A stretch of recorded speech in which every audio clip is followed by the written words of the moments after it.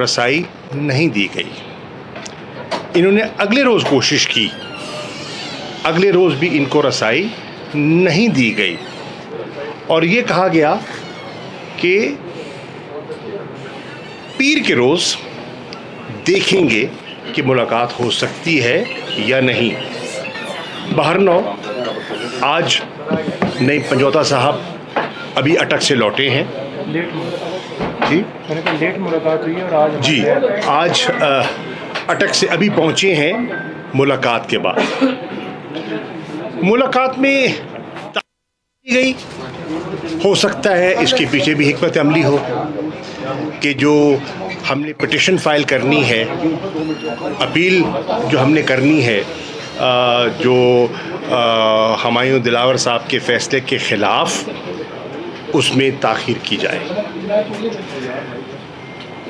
लेकिन जो मैं चीज़ हाईलाइट करना चाहता हूँ और मैंने एक अपने वीडियो मैसेज के ज़रिए लोगों की खिदमत में पेश करने की कोशिश की गई, लेकिन सरकारी वज़रा ने कहा कि नहीं नहीं नहीं, उनकी जो वहाँ कंडीशंस हैं बिल्कुल A1 हैं, उन्हें सब सहूलतें मुहैया हैं और कोई इशू नहीं है, ये कहा गया, ऑन द फ्लोर कहा गया। लेकिन तशवीश थी और हमारी इत्तलात उसके बरक्स थी। अब क्योंकि नईम पंजोता साहब खुद मिलकर आए हैं और ये मतलब है चश्मदीद, और वहाँ से कहते हैं ना उनसे ख़ुद मुलाकात के बाद जो तासुरात उनके हैं, आई विटनेस, वो मैं आज करना चाहता हूँ। मुझे अफसोस से कहना पड़ता है, एक मुल्क के साबिक वज़ीर आज़म, पार्टी के सरबराह तो हैं ही, एक साबिक वज़ीर आज़म को जिन कंडीशंस में रखा गया है, बिल्कुल नामुनासिब।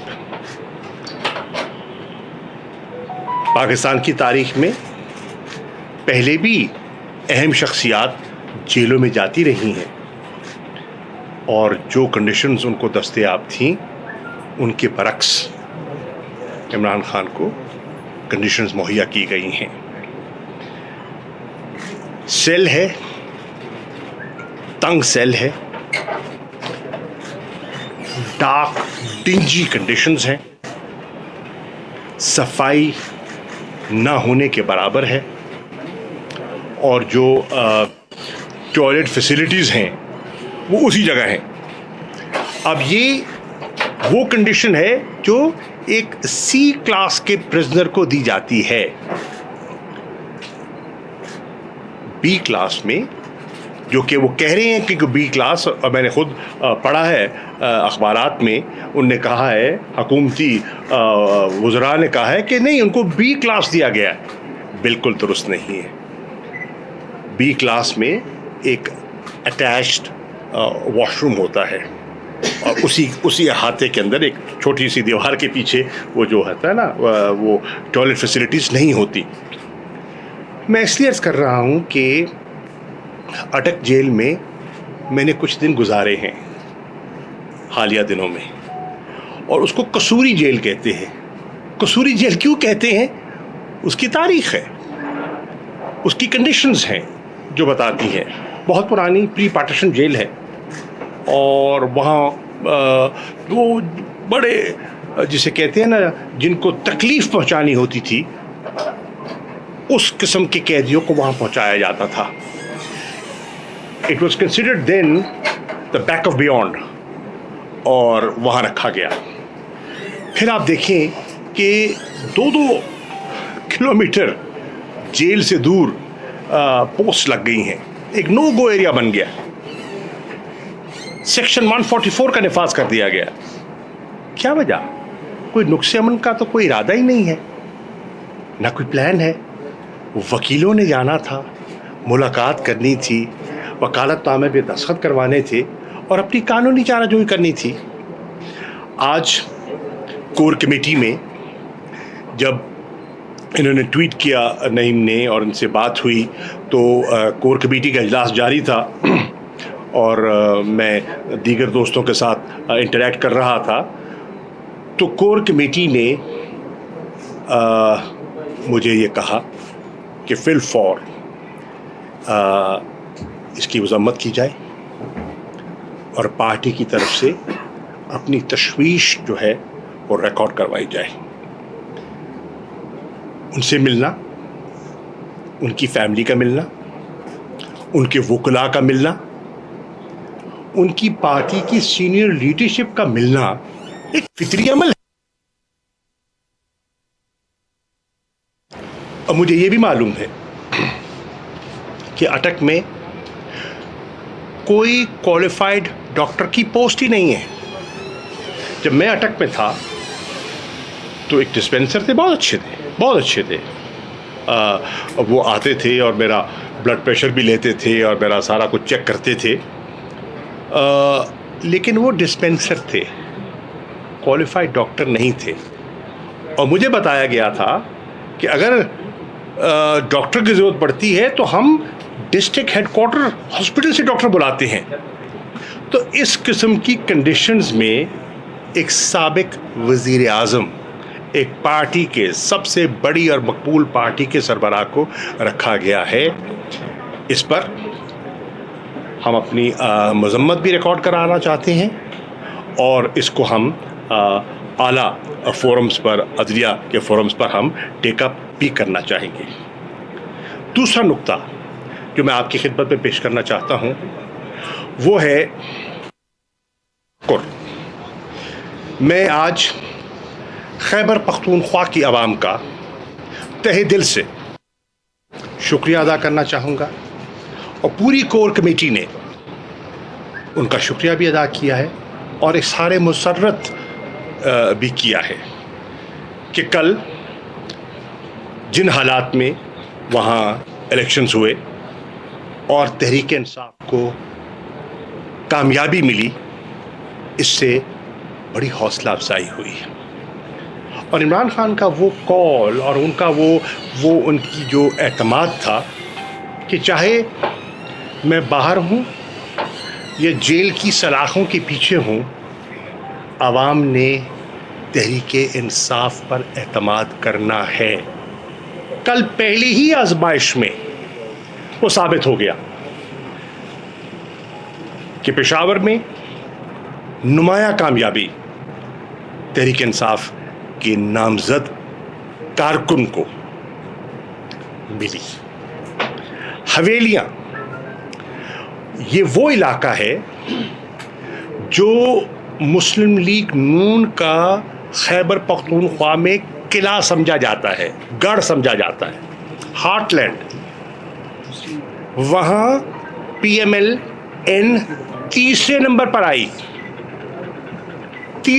पर आई और अगर जो पहले और दूसरे नंबर पे जो उम्मीदवार आए, जो दोनों PTI लिंक्ड थे, अगर आप उनके वोटों को यकजा कर लें, जो मुंतखब हुए हैं चेयरमैन, वो हमारे चेयरमैन जो एक हादसे में हलाक हुए और एक सीट खाली हुई और ज़िमनी हुआ, उनके भाई हैं। और उन्होंने बावजूद हमें बताकर, उन कंडीशंस को बताकर, उन्होंने कहा कि मेरी ज़रूरत इसकी है कि मुझे आज़ादी लड़ने दीजिए।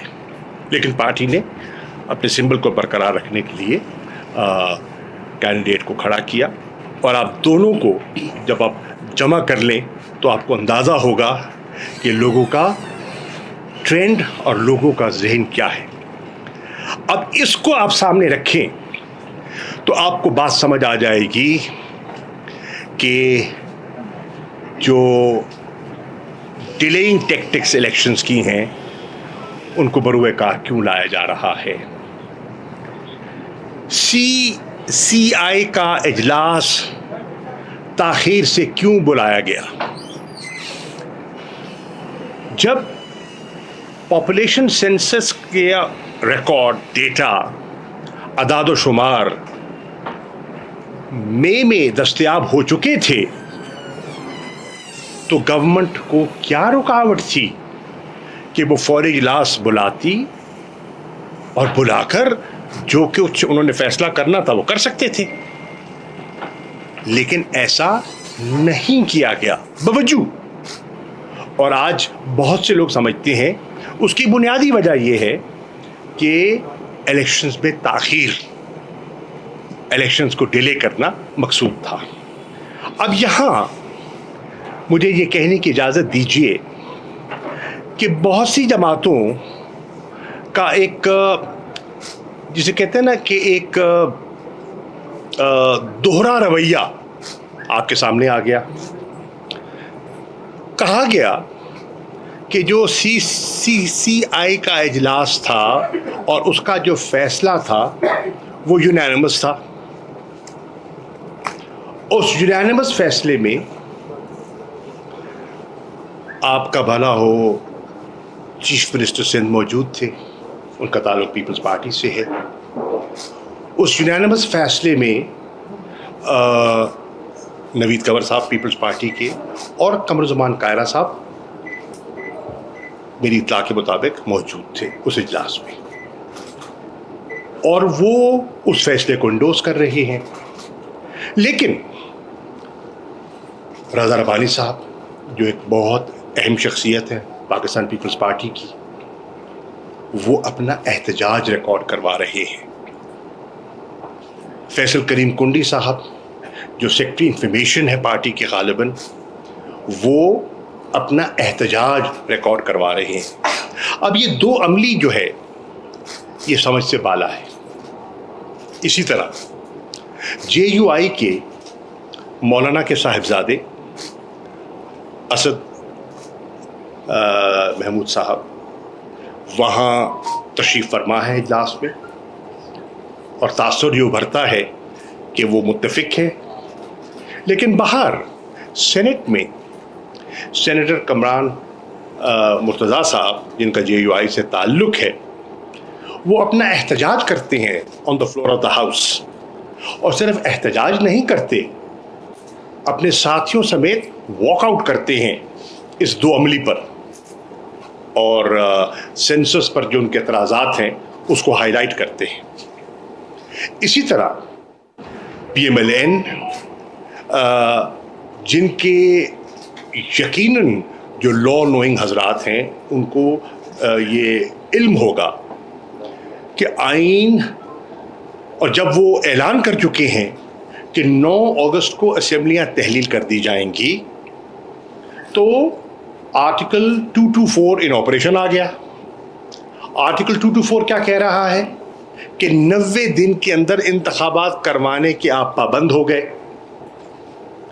और फिर CCI का फैसला क्या कह रहा है कि आपको अब आइन के मुताबिक नई डिलिमिटेशन करवानी है, और नई डिलिमिटेशन के लिए कम से कम अगर बहुत ही उजरत में की जाए तो 120 दिन दरकार होंगे, ज़्यादा भी हो सकते हैं, कम से कम 120 दिन दरकार होंगे।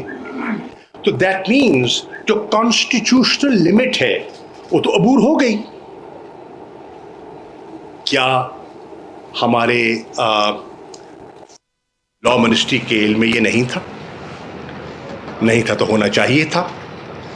और क्या मई में जो रिजल्ट आ चुका था वो प्रोसेस अगर मई से शुरू कर दिया जाता तो डिलिमिटेशन भी हो सकती थी, और आइन के जो तकाजे हैं 90 दिन के वो भी पूरे हो सकते थे। तो मैं ये कहने की जसारत कर रहा हूँ, हुकूमत की मैं इसको कोताही कहूँ, दानिस्ता कोशिश कहूँ, अगर बदनीयती का लफ्ज़ सख्त नहीं है तो वो कहूँ, ज़ाहिर हो रहा है और ये अवॉइड किया जा सकता था। इसी तरह बहुत से जो हमारे लीगल एक्सपर्ट्स हैं उनकी राय पे जो कॉम्पोजिशन थी CCI की, उस पर एक सवालिया निशान उठ गया। 2 चीफ मिनिस्टर्स ऐसे हैं जो निगरान हैं। क्या निगरान चीफ मिनिस्टर की जिम्मेदारियों में ये आता है? ये भी एक मूट पॉइंट है। और आपने देखा कि बहुत से लोगों ने उसको चैलेंज करने का फैसला किया है। हो सकता है कि वकला में कोई चैलेंज करते हैं, कम से कम अखबारी हद तक तो जो मैंने पढ़ा है, मैंने देखा है कि जमात इस्लामी ने फैसला किया है इसको गालिबन चैलेंज करने का। पीपल्स पार्टी इस पर कुछ दिन पहले तो बज़िद थी कि वो नई मरदमशुमारी नहीं, वो पुरानी मरदमशुमारी पर ही इलेक्शन चाहेंगे, क्योंकि डिले नहीं चाहते, वो ताख़ीर नहीं चाहते। तो आज कोर कमेटी की ये राय थी कि तहरीक इंसाफ को अपने वकला से मशावरत के बाद इस इशू को चैलेंज करना चाहिए। तो ये 3 अहम नुक्ते थे जो मैं आपकी खिदमत में पेश करना चाह रहा था। शुक्रिया। साहब ये बताएं कि अगर इमरान खान 1 साल पहले असम्बलियाँ तोड़ता वो तो बदनीति होती है, ये 2 दिन पहले इसको आप क्या कहेंगे? वो 90 दिन में पहले भी नहीं करा सके, 90 दिन में अब भी नहीं कराए, तो पीडीएम की खाला कब तक खैर मनाएगी? अर्ज़ी है किबला कि देखिए, असेंबली को तहलील करना तो उनका ये आईनी इख्तियार है। आपको याद होगा जब हमने आइन को सामने रखते हुए असेंबलियों की तहलील की थी तो पीडीएम के बहुत से दोस्तों ने एतराज़ किया था। कॉन्स्टिट्यूशनल राइट था, चीफ मिनिस्टर पंजाब का एक कॉन्स्टिट्यूशनल राइट था, उन्होंने एक्सरसाइज किया। चीफ मिनिस्टर केपीके का एक कॉन्स्टिट्यूशनल राइट था जो उन्होंने एक्सरसाइज किया, पर बहुत मोतरज़ हुए लोग। आज वही कुछ किया है, तो आज इतराज़ हमें दिखाई नहीं दे रहा, पर हमें इस पर कोई इतराज़ नहीं है। आप 90 दिन में कराना चाहते हैं, आप कहते थे टेन्योर पूरा होना चाहिए, तो 12 अगस्त को टेन्योर पूरा हो रहा था, 12 को करा लेते।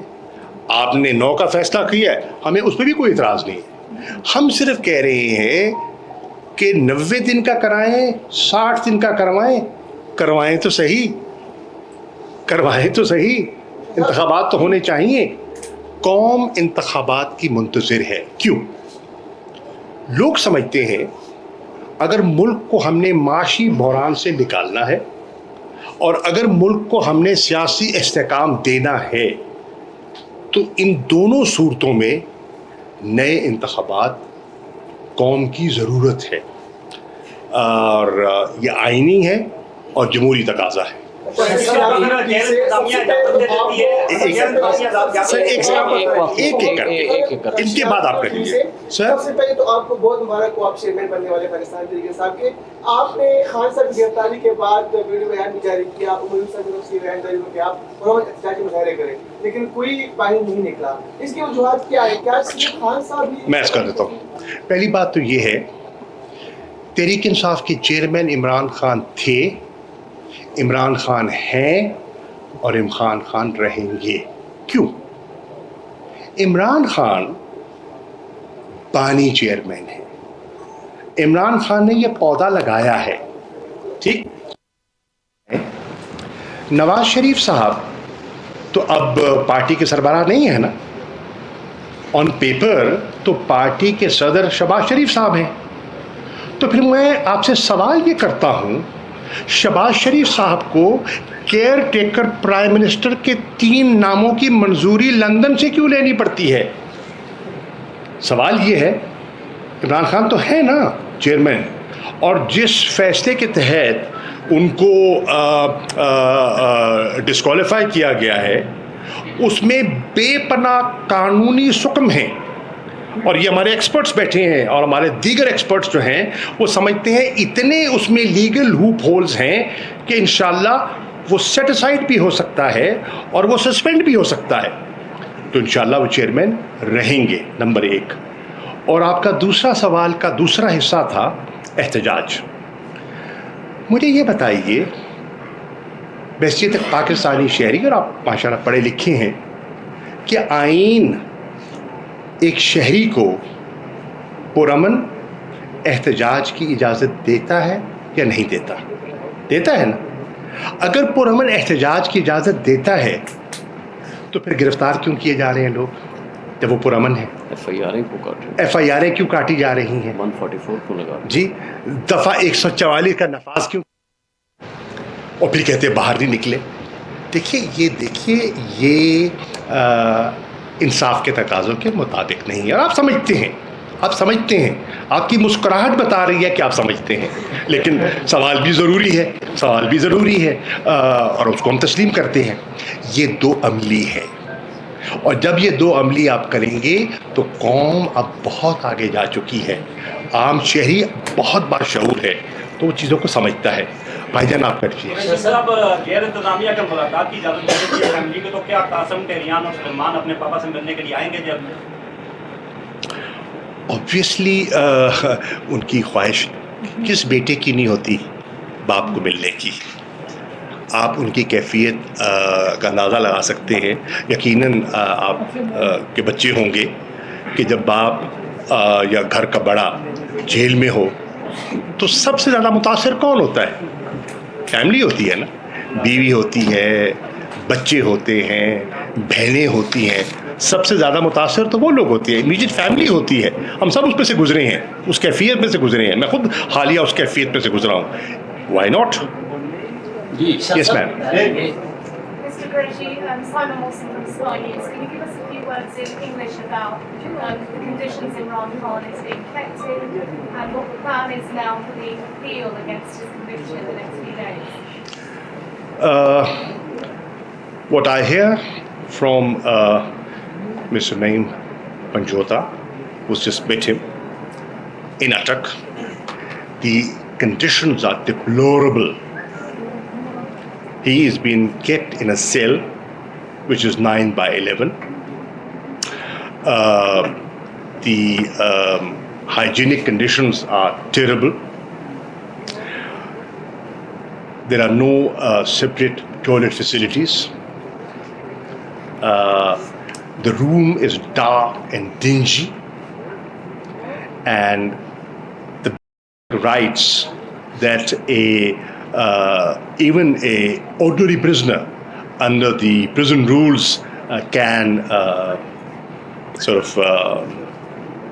access. He's been deprived of. I'm sure he's not been given newspapers, whereas if he was in B class, he was entitled to that. When I was in Adiala jail, I learned that ordinary prisoners who were in barracks, they had television facilities. I am sure he has no such facility. I'm not even sure if he has reading material. I do believe that he has, he has the Holy Quran, and he's, reading that, and he prays. Nafafil bhi padhte hain, but the conditions are not good at all. On the issue of the legal process, we've got the power of attorney signed.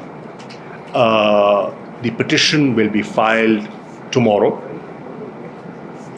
and hopefully we feel that there are such lacunas and loopholes that he should get relief. That's what the legal experts feel. What's the grounds of your appeal, and how is his experience? It's a very defective order.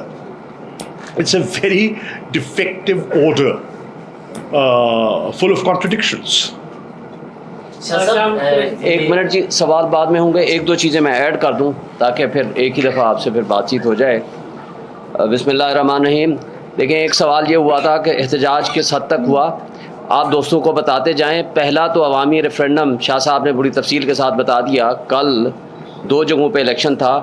उस अवामी referendum ने और वहाँ के एहतजाज ने आपको बता दिया आज अवाम किसके साथ खड़ी हुई है।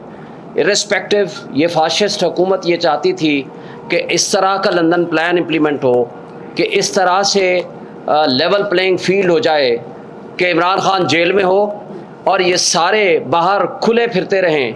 और इस सब कुछ के बावजूद कि हमारा वर्कर आज अजियत में मुब्तला है, आज अनडिक्लेयर्ड मार्शल लॉ है, आज हमारा मुल्क बेआइन हो चुका है, हमारे मुल्क के 2 सूबे गैर आइनी तरीके से चलाए जा रहे हैं, और उसके साथ साथ GB और कश्मीर जो कि इंतहाई सेंसिटिव एरियाज़ हैं, वहाँ भी गैर आइनी हुकूमतें बनाएगी लोटाक्रेसी के ज़रिए। वहाँ की अक्सरियत को अक़लियत में बदला गया और अक़लियत को इक़्तिदार दिया गया जो कि किसी तरह से अवामी नुमाइंदगी का हक़ नहीं रखते। और इस सब कुछ के बावजूद कल एक दिन में कुछ 3000 पाकिस्तान के मुख्तलिफ़ हिस्सों पे एहतजाज रिकॉर्ड हुए हैं और हमारे पास पूरी एविडेंस है। और पूरी दुनिया में इस वक्त जिस तरह तकलीफ़ और कर्ब में लोग मुब्तला हैं हमारे पाकिस्तानी, और जो कैफियत और जिस तरह निज़ाम इंसाफ पे एक बदनुमा दाग है ये परसों का फ़ैसला एक मुतासिब जज हुमायूं दिलावर का, और जिसने उसी दिन लंदन भाग के जाना था और चीफ जस्टिस आमिर फारूक साहब एक दिन पहले 4 तारीख को ही एक तरफ कह रहे हैं आप इस केस का फैसला करें, दूसरी तरफ वो ये हमारा हक के दिफा और हमारे गवाहान के केसेस के ऊपर ये लिख रहे हैं कि आपका हक है कि क्यों ना आपको ये हक दिया जाए।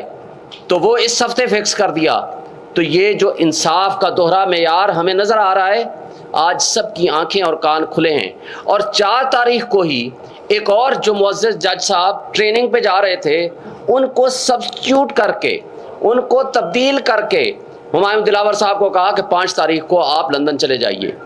तो मुझे ये बताएं कि एक दिन में जो उन्होंने फ़ैसला किया हमें सुने बगैर, हमारा हक के दिफा ख़त्म करके, हमारे गवाहान की फ़हरिस्त को नलीफाई करके, तो ये वन साइडेड और एक्स पार्टी डिसीजन कितने दिन चलेगा?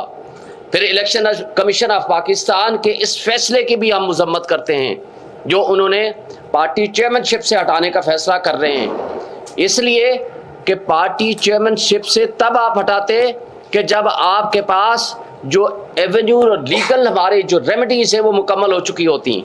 आज एडमिटेडली ये मैटर हम कल सुबह इस फैसले के ख़िलाफ़ हाई कोर्ट में जाएंगे और उससे पहले भी ये फैसला सुप्रीम कोर्ट और हाई कोर्ट में ऑलरेडी ज़ेर समाअत है। जब सब जुडिस मैटर होता है तो ये इस तरह का फैसला नहीं कर सकते। और इस पे election commission already D seat जब कर चुका हो तो पार्टी चेयरमैनशिप से हटाने का फैसला ये नहीं कर सकता। ये गैर आइनी और गैर कानूनी है।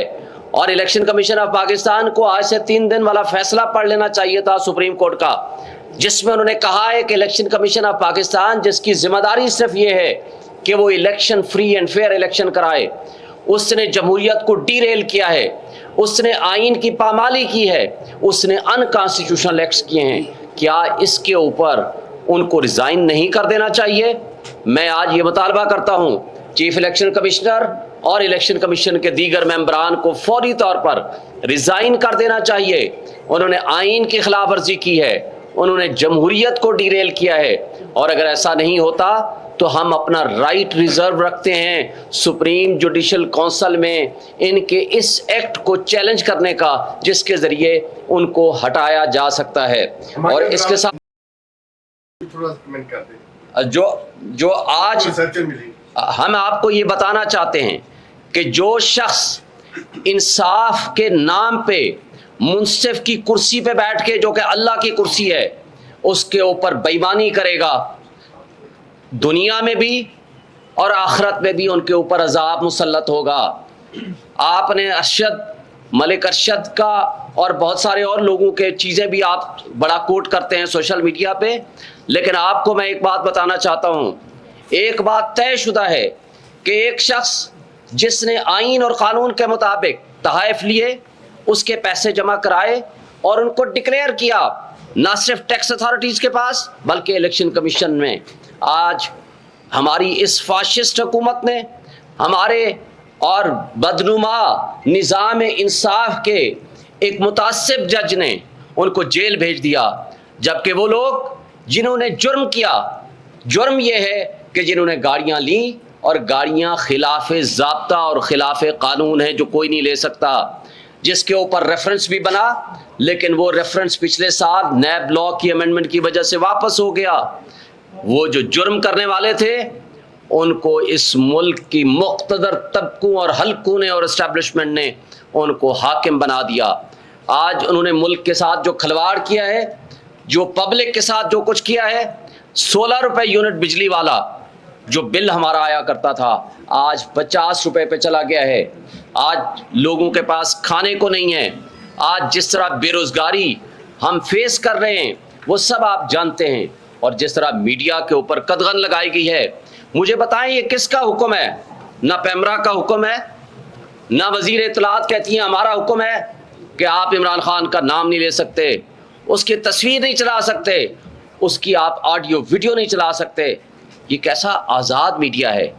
हमें अफसोस से ये कहना पड़ता है कि हमारे वो दानिश्वर, हमारे वो लोग जो हुकूक इंसानी के ऊपर बड़े बड़े लेक्चर दिया करते थे, जो आइन की बालादस्ती के लिए और कानून की हुक्मरानी के लिए तहरीकें चलाया करते थे, आज वो किधर हैं? आज इस बेआइन मुआशरे में और इस बेआइन मुल्क में कि जहां चादर चार दीवारी की पामाली हो रही है, कल एक दिन में जो हमारे वर्कर्स और लीडर्स के घरों में छापे मारे गए, उनको उठाया गया या उनके घर तोड़े गए या उनके कारोबार तबाह किए गए, उसकी एक बहुत लंबी फहरिस्त और लिस्ट है। लेकिन हम इस पॉलिटिकल विक्टिमाइजेशन से घबराने वाले नहीं हैं। इमरान खान फौलाद और चट्टान की तरह खड़े हैं। आज भी हमें ये मैसेज है कि हम किसी तरह के उनके फाशिस्ट हरकत और उनके हथकंडे से पीछे हटने वाले नहीं हैं। हमने स्टैंड लेना है जमहूरियत की खातिर, आइन की खातिर, कानून की बालादस्ती की खातिर और आज़ादी की खातिर, हकीकी आज़ादी की खातिर। हमने ये जंग लड़नी है, अवाम की खातिर हमने ये जंग लड़नी है और हम सब की ये जिम्मेदारी है। शाह साहब ने आपको पहले बता दिया, CCI की कंपोजिशन ही अनकॉन्स्टिट्यूशनल है। दो वज़राए आला, वज़ीर आला जिसने पॉलिसी डिसीजंस लेना होता है वो वज़ीर आला होता है जो इलेक्टेड होता है। उसने अपने सूबे की आवाम की नुमाइंदगी करनी होती है। ये कॉन्स्टिट्यूशन का तकाजा है, क्योंकि उमूर ममलिकत सिवाय मुंतखब नुमाइंदों के कोई नहीं कर सकता। ये कोई मेजर पॉलिसी डिसीजंस नहीं ले सकते। ये सुप्रीम कोर्ट का फैसला है ख्वाजा आसिफ की जजमेंट में 2013 CMR 1205 उसका पेज है। तो उसके बावजूद दो गैर आइनी वज़राए आला को बिठाकर जिस तरह का फैसला लिया गया और जिस तरह बदकिस्मती से पीपल्स पार्टी के हमारे वो दोस्त जो आइन की बालादस्ती और आइन की गोल्डन जुबली मना रहे थे, मेरा ख्याल है उनको आइन की बरसी मनानी चाहिए। वो अपने आप को आइन का खालिक कहते हैं, लेकिन आइन को तोड़ने में आज या कल उनका भी उसी तरह का हिस्सा है जिस तरह PDM की बाकी जमातों का हिस्सा है। जिस अंदाज में उनकी पिछली तकरीरें उठाएं कि हम किसी सूरत इलेक्शन को डिले और डिरेल नहीं होने देंगे, लेकिन आज सिर्फ बहाना है उनका इस CCI के इलेक्शंस इसको नोटिफाई करना, और ये बहाना इसलिए है ताकि हम इलेक्शन से फरार हासिल कर सकें। उनको पता है पॉलिटिकल सतह पे वो मुकाबला नहीं कर सकते और इस वजह से ये हरकत कर रहे हैं। लेकिन मैं आपसे एक बात कहना चाहता हूँ कि आप सहाफ़ियों के ऊपर आज बहुत बड़ी जिम्मेदारी है। आज आप सच लिखें, ख़ास सोशल मीडिया के जो एक्टिविस्ट दोस्त भाई बैठे हुए हैं हमारे, दीगर इलेक्ट्रॉनिक मीडिया या दूसरा में जो मीडिया है, सारे दोस्तों का फ़र्ज़ है आज इस नाइंसाफ़ी के ऊपर आवाज़ उठाएं। आज जो बुनियादी इंसानी हुकूक मुअत्तल हैं उस पर आवाज़ उठाएं। तारीख़ ये सब कुछ लिख रही है कि तारीख़ के इस साइड पे कौन खड़ा है और डार्क साइड पे कौन खड़ा है। वक्त ये कभी नहीं ठहर पाता, वक्त फिर एक दफ़ा वापस आएगा और इंशाअल्लाह ताला PTI बड़ी अक्सरियत से कामयाब होगी। हाँ, जो भी हरबा ये इस्तेमाल करना चाहते हैं ये कर लें। Thank you. एक पॉइंट मैं ऐड कर दूं, खान साहब को गिरफ्तार करते वक्त उन्होंने खुद उनको कहा कि मैं चेंज करके आता हूं। ये उनके पीछे कमरे में गए, जो कमरा बुशरा बीबी का था उसका दरवाज़ा तोड़ने की कोशिश की और उसमें घुसने की कोशिश की। बुशरा बीबी का जो मोबाइल फ़ोन है वो अपने साथ ले गए। घर में कोई ऐसी डिवाइस लगाई है ज़मान पार्क में कि जिसकी वजह से ज़मान पार्क में कोई आदमी न इंटरनेट इस्तेमाल कर सकता है, न कोई शख्स जो है मोबाइल पे कॉल कर सकता है। चले गए हों, अभी तक ये ढूंढ रहे हैं लेकिन इनको मालूम नहीं हो रहे हैं कि ऐसी क्या डिवाइस है। खान साहब को जब ये बाहर निकले हैं तो उन्होंने ज़बरदस्ती उसके मुंह पे कपड़ा डाला है, जो दहशतगर्दों के मुंह पे डाला जाता है। खान साहब ने कहा ये कपड़ा मेरे चेहरे से हटा दें कि जी इसकी इजाज़त नहीं है। खान साहब को गिरफ्तारी प्रैक्टिकली उन्होंने दोनों बाजुओं से पकड़ के उसको गेट की तरफ ले गए। जब खान साहब को यहाँ अटक जेल में लाया गया तो जिस कमरे में रखा गया है उस कमरे में रात को मच्छर और अशरातुल अर्ज़ की परमार होती है, और सुबह जो सफाई करने वाला 2 दिन से आ रहा है वो ये करके जाता है कि वहाँ पे कोई मीठी चीज़ फेंक लेता है ताकि चूंटी आए। ये अवामिल हो रहे हैं चेयरमैन पीटीआई के साथ। बदबूदार कमरा है जिस पे रोशनी और हवा की एक्सेस नहीं है, ये चक्की है। जेल में नेवल में ऐसे चक्कियाँ जो हैं वो दहशतगर्दों के लिए और सज़ाए मौत के कैदियों के लिए होती है। इससे पहले हम आपको बताते रहे हैं कि अली मोहम्मद खान, शहरियार अफरीदी, अली अमीन, इन सबको इन्होंने चक्कियों में रखा, लेकिन हमें ये गुमान नहीं था कि ये पाकिस्तान तहरीक इंसाफ के चेयरमैन और साबिक वज़ीर-ए-आज़म पाकिस्तान के साथ इस तरीके से ये अमल रवा रखेंगे। आखिरी गुजारिश उनको, खान साहब को उन्होंने जेल में नेवल के मुताबिक जो खाना दिया है उस खाने के सेहत पे काफ़ी शकूक व शुबात हैं। हमने इस हवाले से नईम पंजोता साहब के बियाफ पे मैंने रिट पिटीशन दायर की इस्लामाबाद हाई कोर्ट में कि जो सियासी अकाबिरीन हैं, एडीज़ हैं पॉलिटिकल खान साहब के, उनकी बेगम, उनकी बहनें, उनके वकला और उनके मुआलिज को जो है विजिटेशन राइट्स दिए जाएं। कल वो केस लगा हुआ है chief justice Islamabad high court के सामने। आखिर में मैं ये अर्ज़ करूँगा कि खान ने आज जो हमें मैसेज दिया है और जो नईम पंजोता साहब की तरफ से हमें मिला है, बाइने में एक को दिया है और उन्होंने कहा है कि आप सब ने और डट के खड़ा होना है और जो है आपने हौसले के साथ इस फिस्तैयत को फाइट करना है। तो जो शख्स खुद जेल में इन हालात में नज़रबंद हो और वो औरों को हौसला बाहर भेज रहा हो, आप उसकी अपनी इस्तेकामत और मजबूती का खुद अंदाज़ा लगा सकते हैं। शुक्रिया। बिस्मिल्लाहिर्रहमानिर्रहीम। जी नईम की भी बात 2-3 पॉइंट बता के तो फिर जी, आज चेयरमैन पीटीआई से मुलाकात हुई है और तकरीबन 2 दिन से लगातार, इतवार और उससे 1 दिन पहले हफ्ता लगातार राब्ता कर रहे थे कि उनसे हमारी मुलाकात करवाई जाए, इस हवाले से कि एक तो पावर ऑफ अटॉर्नी साइन करवाने हैं और दूसरा उनकी सेहत दरियाफ़्त करनी है, डॉक्यूमेंट्स उनसे साइन करवाने हैं और उनसे डायरेक्शन लेनी है कि ये केसेस आपके चल रहे हैं तो क्या हदायत हैं आपकी तरफ से। तो रात को 12 बजे मैसेज आया और बाद में एक कॉल आई, उन्होंने कहा जी कि आप 12 बजे कल आ जाएं। उनसे यही गुजारिश की कि हमें 9 बजे सुबह करवा के दे दें ताकि हम आज जो तोशाखाना का फ़ैसला हमने चैलेंज करना है वो जल्दी हो जाए। जानबूझकर 12 बजे के लिए बुलाया गया ताकि आज हमारा एक दिन ज़ाया हो जाए। 12 बजे मैं वहाँ पहुँचा, 12:30 बजे उन्होंने कहा कि अब 12:30 बजे आप आ जाएं। 1 घंटा एक कमरे में अलहदा मुझे बिठाए रखा और 1 घंटे के बाद आगे डिप्टी सुपरिटेंडेंट के कमरे में ले गए। उससे पहले उन्होंने उनको कपड़े वगैरह वो तैयारी करवा के ताकि मुझे महसूस हो कि वो ठीक हैं। तो वो आए हैं, तकरीबन 1:30 बजे मुलाकात शुरू हुई है और तकरीबन कोई 1.25-2 घंटे मुलाकात जारी रही है।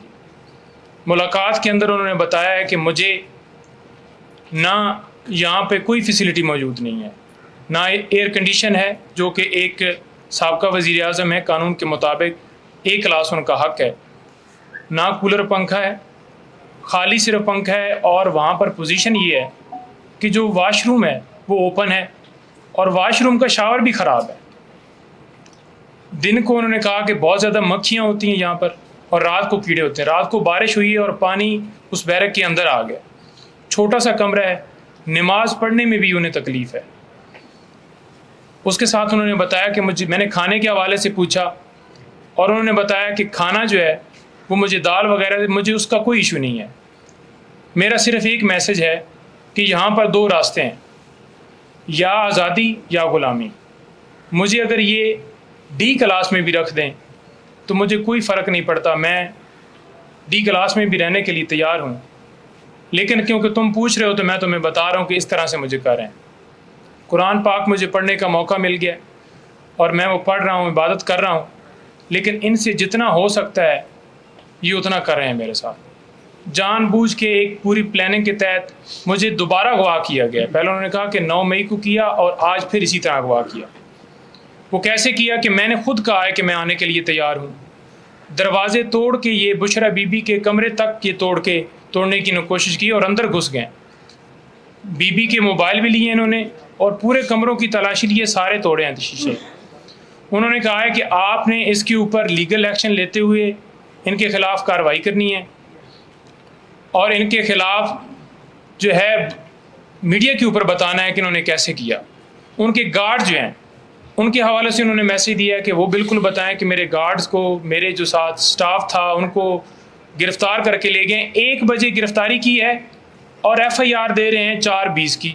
वो सिर्फ़ और सिर्फ इसलिए दे रहे हैं 4:20 की FIR ताकि वो इस चीज़ को कवर कर सकें कि वो जो ऑर्डर आया था तो फ़ौरन जो व्हाट्सएप वाला वो सारा बन रहा है कि आपको व्हाट्सएप के ज़रिए भेजा गया। दरमियान में पूरी अप्रूवल होती है कि अगर जज साहब ने शॉर्ट ऑर्डर दिया है तो वो फ़ौरन IG साहब को भेजेंगे वारंट के हवाले से और वो फिर आगे डिप्टी कमिश्नर को कहेंगे, फिर वो होम सेक्रेटरी जो पंजाब है और वहाँ का जो मुतलका थाना है उसके अंदर आमद डाल के और फिर आगे जाके उन्होंने गिरफ़्तारी करनी थी। 100 बंदा, इससे ज़्यादा लोग थे और उन्होंने कहा कि मुझे वहाँ से पहले उन्होंने कहा कि आपको अडयाला जेल लेके जाना है। फिर रास्ते में इनका प्रोग्राम चेंज हुआ क्योंकि वहाँ पर A क्लास और B क्लास नहीं थी। C क्लास में लाने के लिए इन्होंने जानबूझ के यहाँ पर मुझे ले आए। मुझे कोई ना मोबाइल की एक्सेस है, ना वहाँ पे मुझे कोई जो TV लगा हुआ है कि मुझे पता चले कि हो क्या रहा है, ना वहाँ पे अखबार आने देते हैं। तो किसी हवाले से कोई जो बुनियादी सहूलियात हैं वो वहाँ पे उन्हें अवेलेबल नहीं। तो लिहाजा आज उनकी तरफ से बिल्कुल खुला मैसेज है कि मैं हर तरह से तैयार हूँ। जितनी जेल मुझे सारी ज़िंदगी भी रहना पड़े मैं रहने के लिए तैयार हूँ। लेकिन उसके साथ साथ हमने वहाँ पर एक एप्लीकेशन भी फ़ाइल कर दी है आज सुप्रीडेंट साहब को, जो कि कल शेर अफजल मरवत साहब ने आज एक पटिशन फ़ाइल की है, हाई कोर्ट में लगी है। उसी के तरह की एक एप्लीकेशन सुप्रीडेंट साहब को की है कि जो पार्टी के सरबराहान हैं या लीगल टीम है और डॉक्टर, अभी तक कोई डॉक्टर जो है हमारी तरफ से वहाँ पर उसको एक्सेस नहीं हुई, सिवाय मेरे कोई बंदा वहाँ पर मिल नहीं सका। वहाँ पर उन्होंने इस तरह से इज़हार बनाया हुआ है कि मुझे पुलिस वाली गाड़ी में गेट से लेके गए और 1 किलोमीटर पैदल चलाया वहाँ पर और मेरी तस्वीरें खींचते गए जगह जगह पे। फिर मुझे जाके उन्होंने मुलाकात करवाई 1 घंटे के बाद। ये सूरत हाल थी अंदर की।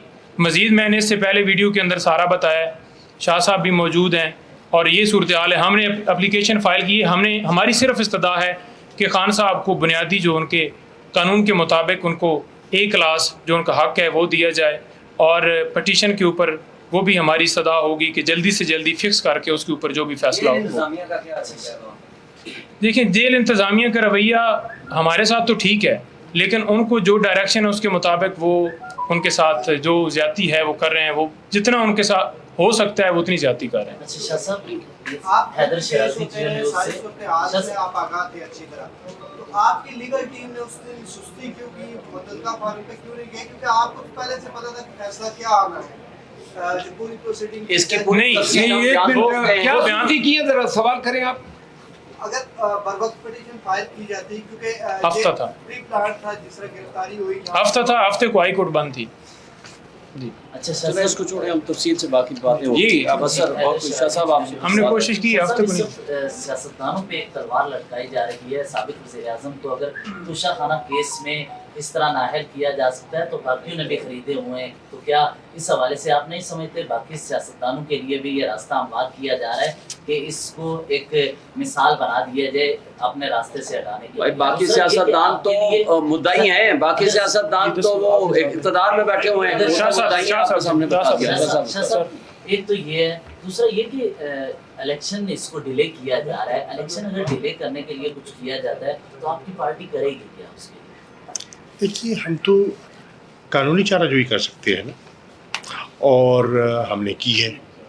हम तो मुसलसल 1 साल से ज़्यादा अरसा हो गया है एक ही मुतालबा कर रहे हैं, इंतखाबात, शफ़ाफ इंतखाबात। इसके अलावा कोई बताइए, इसके अलावा कोई मुतालबा किया हो तो आप बताइए। एक ही मुतालबा है, इंतखाबात, क्योंकि हम दयानतदारी से समझते हैं कि शफ़ाफ, फ्री, फेयर, क्रेडिबल इलेक्शन ही मुल्क को आगे बढ़ा सकते हैं। ये सोशल मीडिया वाले बाहर कर लेंगे, सोशल मीडिया वाले बाहर आ जाओ, बाहर आ जाओ। एक सेकेंड, देखिए पहली बात ये है, इस पे भी हमारे बैरिस्टर गौहर साहब इलेक्शन कमीशन से उसको केस को टेकअप किया हुआ है। पिछली पेशी पे वो गए थे, कल उनको बुलाया है, वो पार्टी का मौक़िफ़ पेश करेंगे। Thank you sir.